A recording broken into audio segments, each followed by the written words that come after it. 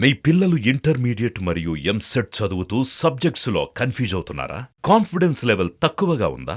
Repeated mistakes చేస్తున్నారా? అయితే మీకోసమే ఉంది Rise app. 1 lakh question bank, performance analysis, online classes by experts, ఇంకా మరెన్నో ఫీచర్స్ తో మీ ముందుకొచ్చింది Rise the perfect guide. Description లో ఉన్న లింకును ఉపయోగించి సబ్స్క్రైబ్ అవ్వండి. కరకట్ట కమల్ హాసన్గా పిలువబడేటువంటి ఆర్కే తన విశ్వరూపాన్ని చూపించబోతున్నాడా? జగన్మోహన్ రెడ్డితో విభేదాలున్నాయి అనేది ఆర్కే మార్క్ డ్రామానా? ఓట్ల కోసం ఆర్కే తెరవెనక రాజకీయం చేస్తున్నాడా అంటే అవుననే సమాధానం ఇస్తున్నారు కొంతమంది రాజకీయ విశ్లేషకులు. ఇక ఇదే అంశానికి సంబంధించి మనతో మాట్లాడేందుకు ప్రముఖ రాజకీయ విశ్లేషకులు కృష్ణకుమారి గారు మనతో ఉన్నారు. మేడంతో మాట్లాడదాం. మేడం నమస్తే అండి. నమస్తే. కరకట్ట కమల్ హాసన్గా పిలువబడేటువంటి ఆర్కే తన విశ్వరూపాన్ని మొదలుపెట్టాడా? జగన్మోహన్ రెడ్డితో విభేదాలున్నాయనేది ఆర్కే మార్క్ డ్రామానా? ఓట్ల కోసమే ఆర్కే తెర వెనుక రాజకీయం చేస్తున్నాడా అంటే ఏం చెప్తారు మేడం? వైసీపీ వాళ్ళు ఏం చేసినా కానీ అసలు రాజకీయ నాయకులే ముక్కుసూటిగా ఉండరు. చెప్పే మాటకి చేసే పనికి పొంతనుండదు. వైసీపీ వాళ్ళు ఇంకా ఆ విషయంలో ఇంకొక 10 అడుగులు ముందున్నారనే చెప్పుకోవచ్చు. అయితే అసలు మళ్ళీ ఆర్కే అసలు రాజకీయాల్లో ఉంటాడా లేకపోతే రాజకీయ సన్యాసం తీసుకున్నాడా అనేది మనకు కావాలి క్లారిటీ. రాజకీయ సన్యాసం తీసుకున్నాడు అంటే గనక మనం ఎంతో కొంత అతను మాట్లాడేదాన్ని నమ్మొచ్చు. అలా కాకుండా అతను రాజకీయాల్లో ఉంటూనే ప్రత్యక్ష రాజకీయాల్లో ఉండకుండా పరోక్ష రాజకీయాల్లో ఉండే కొంతమంది రాజకీయ నాయకులు ఉన్నారు. వీళ్ళు తెర వెనక చక్రం తిప్పుతూ ఉంటారు, ఎదురుగా ఉన్నట్లు కనిపించరు ఎక్కడ. సపోజు ఇప్పుడు ప్రస్తుతం ఒక ప్రముఖ పాత్ర పోషిస్తున్న ఆయన ఎటువైపు ఉన్నాడో అర్థం కాకుండా పాత్ర పోషిస్తున్న ఉండవల్లి అరుణ్ కుమార్, అలాగే కేవీపీ ఆత్మగా చెప్పుకున్న ఆయన, వీళ్ళంతా ఏంటంటే అసలు వీళ్ళు రాజకీయాలు ఉన్నారో లేదో తెలీదు, ఎవరి వైపు ఉన్నారో అర్థం కాదు, ఎందుకు మాట్లాడుతున్నారో అర్థం కాదు. రాజకీయాల్లో ఉండడము అంటే ప్రత్యక్ష రాజకీయాల్లో పాల్గొన్నా పరోక్ష రాజకీయాల్లో పాల్గొన్నా ఏదో ఒక మార్పు కోసం పనిచేయాలి. పలానా పార్టీలో ఉంటే ఆ పార్టీలో నువ్వు ఎన్నికల్లో పాల్గో, లేతే ఎన్నికల వ్యూహాల్లో పాలు పంచుకో, లేదు అంటే ప్రత్యక్ష ఉద్యమాల్లో ఉండు, ఏదో ఒక పాత్ర పోషించాలి. ఏ పాత్ర పోషించకుండా కేవలం మైకాసురులాగా మాత్రమే మాట్లాడే రాజకీయ నాయకులు, ఇలా వెనకమాలుండి చక్రాలు తిప్పే రాజకీయ నాయకులు ఉంటున్న ఈ సందర్భంలో ఈ ఆర్కే గురించి అసలు ఆయన ఏం చేయాలనుకుంటున్నాడు అని తెలిస్తే ఆయన నిజం మాట్లాడుతున్నాడా అబద్ధం మాట్లాడుతున్నాడా అని చెప్పొచ్చు. ఓకే, అసలు జగన్మోహన్ రెడ్డితో యుద్ధం వెనక అసలు నిజం ఏంటి? నిజంగా విభేదాలు ఉన్నాయా? అస్సలు నమ్మనండి నేను. వైఎస్ఆర్ పార్టీ నుంచి పార్టీలోకి ఒక వ్యక్తి చేరిన తర్వాత అతనికి ఒక బాధ్యత అప్పచెప్పిన తర్వాత ఆ బాధ్యత బహురూపాల్లో ఉంటుంది, బహుముఖాల్లో ఉంటుంది.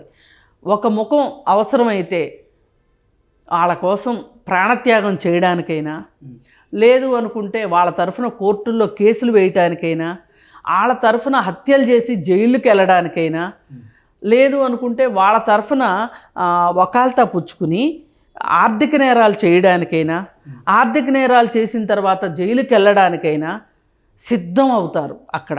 అంటే ఒక ఆత్మాహుతి దళం తయారవుతుంది వైఎస్ఆర్ పార్టీలో. ఆ మధ్య ఇప్పుడు 30 years ఇండస్ట్రీ అతను కూడా అన్నాడు కదా, అది ఒక ఉగ్రవాద సంస్థ అని. అలా అతను బయటకు వచ్చాడు. ఎందుకు అంటే అతనికి బాగా షాకుల మీద షాకులు ఇచ్చారు కాబట్టి అతనైనా బయటకు వచ్చి మాట్లాడాడు తప్పితే ఇంకెవ్వరూ కూడా అక్కడి నుంచి బయటకు వచ్చి మాట్లాడరు. ఎందుకు మాట్లాడరు అంటే ఇలా ఒక వ్యక్తిని ఇప్పుడు మనం మాట్లాడుకున్నట్లు ఆర్థికంగా, రాజకీయంగా, అలాగే కేసులు, జైలుకి వెళ్ళడాలు, దొంగ కేసులు పెట్టడానికి సాహసించడానికి కోర్టుల్లో అవసరమైతే తిట్లు తింటారు వీళ్ళు. ఇప్పుడు పొన్నవాళ్ళ సుధాకర్ రెడ్డి ఎన్నిసార్లు తిట్లు తిన్నాడు? నాకు తెలిసి ఒక ఏజీ అన్ని తిట్లు తినడం, తిట్టించుకోవడం నేను చూడలా. అంటే ఏజీ అంటే ఒక పాత్ర ఉంటుంది. అంటే ఒక పాత్ర పోషిస్తాడు ప్రభుత్వం తరఫున. అంతేగాని నేను ముఖ్యమంత్రి కోసమే నేను బతుకున్నాను, ముఖ్యమంత్రి కోసం అవసరమైతే నేను చావనైనా చస్తాను అని స్టేట్మెంట్ ఇవ్వటం నేను అంటే నాకు ఈ పోస్ట్ రావడానికి కారణం ముఖ్యమంత్రి గారు, ఆయనే వీర విధేయుడిగా ఉంటాను, ఆయన ఉప్పు కారం తిన్నాను, నేను ఆయన బాంచను, ఆయన కాళ్ళు మొక్కుతాను, లేదు అంటే ఆయన ముందు నేను షూతో నడవను, షూ చంకలో పెట్టుకుంటాను అన్నట్లు ఒక ఏజీ మాట్లాడడం మనం చూడాల. అలాగే అధికారులు ఎలా పనిచేశారు? సాక్షాత్తు డీజీపీ ఏం మాట్లాడాడండి, ఈ రాష్ట్రంలో గొడవలు అయితే నేను కంట్రోల్ చేయలేను, అవినాష్ రెడ్డిని అరెస్ట్ చేయడానికి సిబిఐ వాళ్ళు వస్తే గొడవలు జరుగుతాయి అక్కడ, ఈ గొడవల్లో ఏం చేయాలో నాకు అర్థం కావట్లేదు, కాబట్టి మీరు అరెస్ట్ చేయకండి అని ఒక సాక్షాత్తు ఒక డీజీపీ మాట్లాడాడు అంటే ఎంత తలదీసేసినట్టు ఉంటుందండి. ఒక మాట్లాడగలడా అంటే అలా మాట్లాడేటట్లు జగన్మోహన్ రెడ్డి చేయగలడు. అతని దగ్గర శక్తి సామర్థ్యాలు ఉన్నాయి. మనం ఏదేదో అనుకున్నాం కానీ జగన్మోహన్ రెడ్డి లాంటి రాజకీయ నాయకుడిని మట్టుకు ఇంతవరకు చూడలేదు. ఆయన ఏసీబీ అధికారులు కావచ్చు, సిఐడి అధికారులు కావచ్చు, రేపు అసలు మన జీవితం ఏమైపోతుంది? మనము ఒక ఐఏఎస్ ఐపీఎస్లో ఉన్నాము అంటే అసలు రేపొద్దున మనం ప్రపంచం ముందు తల ఎత్తుకోగలుగుతామా? మనం ఎంత కష్టపడి ఐఏఎస్ ఐపీఎస్ అయ్యాము, కానీ ఒక రాజకీయ నాయకుడి మాటలు విని మనము రాజకీయ నాయకుడికి దాసోహం అంటే రేపు మన జీవితాలు ఏమై అవ్వబోతున్నాయి, సమాజంలో మనము మన కుటుంబాలు తలెత్తుకుంటాయా లేదా అనే ఒక ఆలోచనను కూడా రానివ్వకోకుండా సమ్మోహనపరుస్తాడనమాట జగన్మోహన్ రెడ్డి. జగన్మోహన్ రెడ్డి దగ్గర అట్లాంటి సమ్మోహన శక్తి ఉంది. అలాంటి జగన్మోహన్ రెడ్డి దగ్గర ఒక ఎమ్మెల్యేగా పనిచేసిన తర్వాత నేనే వైఎస్ఆర్ పార్టీయే నేను అని డి అంటే డి అన్న ఆర్కే బయటకు వచ్చి విరుద్ధంగా మాట్లాడతాడు, విరుద్ధమైన చర్యలు చేస్తాడు అంటే మనం నమ్మటానికి లేదు. ఓకే, ఈరోజు కూడా మీడియా ముందుకు వచ్చి నేను షర్మిల గారిని కలిశాను, షర్మిల గారితో నడవబోతున్నాను, షర్మిల గారు ఎటువంటి నిర్ణయం తీసుకున్నా ఆవిడకి నేను మద్దతు ఇస్తాను అంటే అస్సలు నమ్మటానికే వీల్లేదండి. మొత్తం మీద వైఎస్ఆర్ పార్టీలో జాయిన్ అయ్యి ఒక పెద్ద పెద్ద పాత్రలు పోషించి బయటికి వచ్చి మాట్లాడుతున్న వాళ్ళు ఎవరు అంటే చుట్టరికంగా చూసుకుంటే షర్మిల, సునీత, రఘురామకృష్ణరాజు, వీళ్ళు తప్పితే వేరే వాళ్ళు ఎవ్వరూ కూడా అతనికి విరుద్ధంగా ఇంతవరకు మాట్లాడిన పాపాన పోల.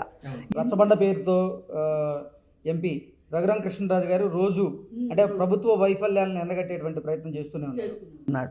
ఇదే రఘురామకృష్ణరాజు జగన్మోహన్ రెడ్డికి ఎంత సాయం చేశాడు, వైఎస్ రాజశేఖర రెడ్డి గారికి ఎంత సాయం చేశాడు రఘురామకృష్ణరాజు. సాక్షాత్తు జగన్మోహన్ రెడ్డి ఒక బిజినెస్ పెట్టుకుంటుంటే ఆ బిజినెస్కి బ్యాంకు లోన్ వచ్చేలాగా చేసిందే రఘురామకృష్ణరాజు. అంటే ఆ స్థాయి దగ్గర నుంచి దగ్గరున్న వ్యక్తిని సిఐడి అధికారుల చేత పట్టుకొని అతన్ని కొట్టించడం, ఆఖరికి అతను బతికి బట్టగట్టాడు అంటే ఇది ఒక ఆలోచించాల్సిన విషయంలాగా. రఘురామకృష్ణరాజు కాబట్టే బతికి బట్టగట్టి బయటపడ్డాడు, ఇంకొకళ్ళు అయితే పడగలిగేవాళ్ళు కాదు. ఇదే రఘురామకృష్ణరాజు ఎంత నమ్మాడంటే జగన్మోహన్ రెడ్డిని, మీకు పాత రోజుల్లో గుర్తుంటే గనక తన కేసులు ఉన్నాయి కదా, ఆర్థిక నేరాల తాలూకు కేసులు ఉన్నాయి కదా, అప్పుడు సిబిఐ డైరెక్టర్ లక్ష్మీనారాయణకి వ్యతిరేకంగా లక్ష్మీనారాయణని ఆయన పని విధానాన్ని అతన్ని ఏమనాలి, అతన్ని నిజాయితీని శంకించే విధంగా ఆంధ్రజ్యోతి నుంచి ఫోన్ కాల్స్ ఎవరికి వెళ్ళినాయి, ఆంధ్రజ్యోతికి ఈయనేమి సమాచారం ఇచ్చి ఈయన ఒక స్నేహితురాలతో మాట్లాడిన విషయాల్ని ఆంధ్రజ్యోతిలో వచ్చేలాగా జరిగిన ఒక తతంగం ఏదైతే ఉందో ఆ మొత్తానికి సంబంధించిన విషయం రఘురామకృష్ణరాజే తీసుకొచ్చాడు దాన్ని బయటికి. అది ఆ రోజు జగన్మోహన్ రెడ్డికి చాలా ఉపయోగపడింది. అలాంటి రఘురామకృష్ణరాజును కూడా చంపించటానికి అంటే సొంత బాబాయినే చంపించగలిగిన వాళ్ళకి రఘురామకృష్ణరాజు ఒక లెక్క కాకపోవచ్చు, కానీ అలా బయటకు వచ్చారు తప్పితే ఎవ్వరూ కూడా ఆ ఉక్కు సంఖ్యలనండి. ఇంకా మాట్లాడాలి అంటే ఒక సముద్ర జంతువు ఒకటి ఉంది, దాని ఒళ్ళంతా పళ్ళే, అది ఏమంటారు అలా పట్టేస్తుంది అనమాట. ఇంకా దాని నుంచి తప్పించుకోవడం ఏ జంతువుకి కుదరదు. అది పట్టుకుందంటే ఉడుం పట్టులాగా ఆ పళ్ళతోటి అలా పట్టేస్తుంది అనమాట. అలాంటి పరిస్థితి జగన్మోహన్ రెడ్డి కల్పిస్తాడు. అంటే అతని మీద వ్యతిరేకంగా ఎవరన్నా మాట్లాడితే వాళ్ళ మీద మాట్లాడక ముందే మాట్లాడకుండా చేసే పని గురించి నేను మాట్లాడేది ఇందాక నుంచి. ఇప్పుడు ఒక వ్యక్తి వస్తారు, ఆయన పార్టీలో చేరతారు, అతని దగ్గర చాలా డబ్బులు ఉండాలి, ఖచ్చితంగా డబ్బులు ఉంటేనే చేర్చుకుంటారు. ఆ డబ్బు కూడా వైట్ అయి ఉండాలి. ఆ వైట్ డబ్బులు తీసుకుంటారు, వాళ్ళ కంపెనీల్లో పెట్టుబడులు పెట్టించుకుని వాళ్ళకి రాజకీయంగా సహాయం చేస్తారు, కాంట్రాక్టుల పరంగా సహాయం చేస్తారు, రకరకాలుగా సహాయాలు చేసి ఇదంతా చేసిన తర్వాత అయితే తన దగ్గరికి వచ్చిన వ్యక్తుల్ని వాళ్ళకి బాగా డబ్బు ఉండాలి, ఆ డబ్బు కూడా వైట్ అయి ఉండాలి, వాళ్ళతోటి తన వ్యాపారాల్లో వాళ్ళతో పెట్టుబడులు పెట్టించుకోవడం, తన సొంత కంపెనీలో పెట్టుబడి పెట్టించుకోవడం, అలాగే ప్రభుత్వం తరఫు నుంచి వాళ్ళకి సహాయం చేయటం, అంటే క్విడ్ ప్రోకో, వాళ్ళ నాన్న అధికారాన్ని అడ్డం పెట్టుకుని చేసిందంతా ఉంది కదా. ఆ సందర్భాల్లో ఎంతమంది ఇతని పుణ్యమా అని జైలు పాలయ్యారు వ్యాపారవేత్తలు, ఎంతమంది అధికారులు, ఐఏఎస్ అధికారులు కటకటాలు వెనక్కి వెళ్ళారు. ఇదంతా మనం చూసాం కదా. అదే ఇప్పటికీ కొనసాగుతుంది. ఇప్పుడు పివి సునీల్ కుమార్ ఉన్నాడు, సిఐడి, ఎక్కడున్నాడు ఇప్పుడు ఆయన? తెలీదు. అతనితో రఘురామకృష్ణరాజుని చేయించింది అతనితోనే కదా. అలాగే డాక్టర్ సుధాకర్ని ఇబ్బంది పెట్టింది అతని ద్వారానే కదా. ఇట్లా రకరకాలు. ఇప్పుడు రంగనాయకమ్మ గారి మీద ఆమెను విచారణ పేరుతో 6 గంటల పాటు ఆవిడని ఇబ్బంది పెడితే ఆవిడ్ని ఆ విచారణే కాకుండా విచారణ తర్వాత వైఎస్ఆర్ పార్టీ మనుషుల చేత ఆవిడ ఆర్థిక మూలాల్ని దెబ్బకొట్టిన విధానము అవన్నీ చెప్పి ఆవిడ బాధపడుతుంటే, మనసుంటే కళ్ళల్లోంచి నీళ్ళు వస్తాయి, మనసుంటే చెవుల్లోంచి రక్తాలు వస్తాయి, ఆ విధంగా చెప్పింది ఆవిడ. మరి ఇవన్నీ చేస్తుంది ఎవరి ద్వారా? ఇవన్నీ చేయిస్తుంది ఎవరి ద్వారా? అధికారుల ద్వారానే కదా. అలాగే తన దగ్గరకి వచ్చిన ఎమ్మెల్యేల చేత, కొడాలి నాని చేత గుడివాడలో క్యాసినో పెట్టించారు. అది ఇంకే పార్టీలో అయినా సాధ్యం అవుతుందా? అంత ధైర్యం ఎమ్మెల్యేను చేయడు, అంత అభయహస్తం అధినాయకుడు చేయడు. అంటే ఈ అధినాయకుడు ఈ అభయహస్తం ఎందుకు ఇస్తున్నాడు అంటే, ఇక వీళ్ళు ఇక్కడ పడి చావాల్సిందే, ఈ ఊబిలో పడి ఉండాల్సిందే. అలాంటి ఊబిని క్రియేట్ చేసి వాళ్ళకి అలా ఒక బిస్కెట్ వేసి ఆ ఊబిలో దించి ఇక వాళ్ళు అందులోంచి బయటకు వచ్చే పని లేదు, వాళ్ళకి ఇక రాజకీయ సమాధే. అలా చేస్తున్న ఈ చరిత్రనంతా మనం గమనించిన తర్వాత ఇవాళ ఆర్కే ఇలా మాట్లాడాడు అంటే ఎవరు నమ్ముతారు? ఆర్కే సొంత అన్న వైఎస్ఆర్ పార్టీ తరఫున రాజ్యసభ ఎంపీ, ఆయన ఒక ఫార్మాస్యూటికల్ కంపెనీ ఉంది ఆయనకు ఒక రియల్ ఎస్టేట్ ఇన్ఫ్రాస్ట్రక్చర్ కంపెనీ ఉంది ఆయనకి, రామ్కీ ఇండస్ట్రీస్ ఇవన్నీ ఉన్నాయి. రామ్కి ఒకప్పుడు క్విడ్ ప్రోకోకి సంబంధించిన దాంట్లో వాళ్ళు A3 గాను A4 గాను ఉన్నారు ఒక కేసులో. అలాగే రామ్కి ఈ ప్రభుత్వాన్ని అడ్డం పెట్టుకుని చెయ్యని అక్రమాలు లేవు. సాక్షాత్తు సమాధులు అంటే శ్మశానాల్లో కూడా కన్స్ట్రక్షన్ చేసి కేసు గెలిచిన ఘనత ప్రభుత్వం వెళ్ళింది. ఇక్కడ సమాధులు ఉన్నాయి, ఈ సమాధుల మీద కట్టారు వీళ్ళు అని. నిజంగా శ్మశానాలను ఆక్రమిస్తే శిఖం భూముల్ని, శ్మశానాల్ని, చెరువుల్ని, FTL వీటిల్లో ఎవ్వరూ చెయ్యలేరు. చేస్తారు. ఎవరు చేస్తారు? ప్రభుత్వం అండదండలు ఉంటే. ఒక వ్యక్తిగా మట్టుకు చేయలేరు, ప్రభుత్వం అండదండలు ఉంటే జరుగుతాయి. అంటే ఇన్ని వ్యాపార సంబంధాలు ఉన్నాయి మీకు వాళ్ళకి, మీ కుటుంబానికి ఆ కుటుంబానికి.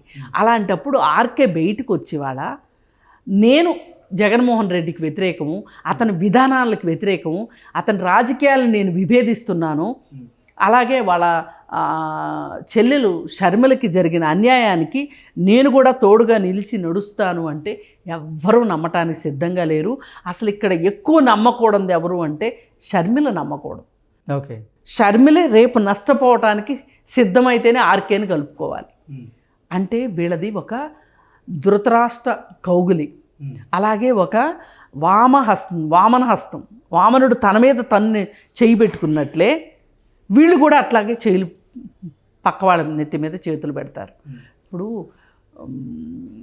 పాదయాత్ర చేసేటప్పుడు కనిపించిన స్త్రీ కల్లా వాళ్ళ వయసులతో సంబంధం లేకుండా వాళ్ళ మీద ముద్దులు పెట్టావా, తల నిమిరావా, చేతులు నిమిరావా, బుగ్గలు నిమిరావా, ఎన్నో కార్యక్రమాలు చేసావు. అంటే నేనేమి ఇక్కడ అశ్లీలతను వెతకట్లేదు, అంటే నేను మీ వాడిని అని చెప్పడానికి ఆయన పడిన తాపత్రయం. అలా పడే వాళ్ళందరితో ఓట్లు వేయించుకున్నారు.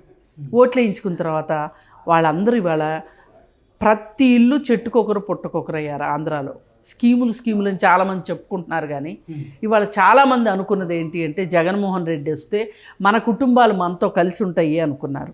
ఇవాళ ఉపాధి కోసం ఏ ఇంట్లోనూ కొడుకు కోడలు ఒక చోట ఉంటున్నది లేదు, భార్యాభర్త ఒక చోట ఉంటున్నది లేదు, పిల్లలు ఒక చోట, అమ్మమ్మ తాతయ్య నాయనమ్మ తాతయ్యలు చెరొక చోట, అమ్మ నాన్నలు చెరొక చోట, అట్లా చెట్టుకొకరు పుట్టకొకరు అయ్యారు.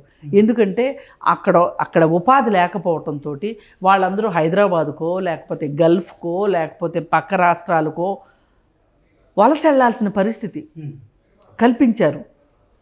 మరి ఇన్ని చేసి ఇవన్నీ మనం చూసిన తర్వాత జగన్మోహన్ రెడ్డిని విభేదించి బయటకు వచ్చి రఘురామకృష్ణరాజు లాంటి వాళ్ళు మాత్రమే బ్రతికి బట్టగట్టగలరు, కానీ లేదు అంటే గనక ఏదో ఒక కేసు ఆల్రెడీ ఆర్కే మీద ఉంటుంది. అది సమయం వచ్చినప్పుడు బయటికి తీస్తారు. లేదు అంటే అసలు ఇది అంతర్నాటకంగా అయితే కూడా ఆశ్చర్యపోవక్కర్లేదు. Okay madam, thank you. Thank you.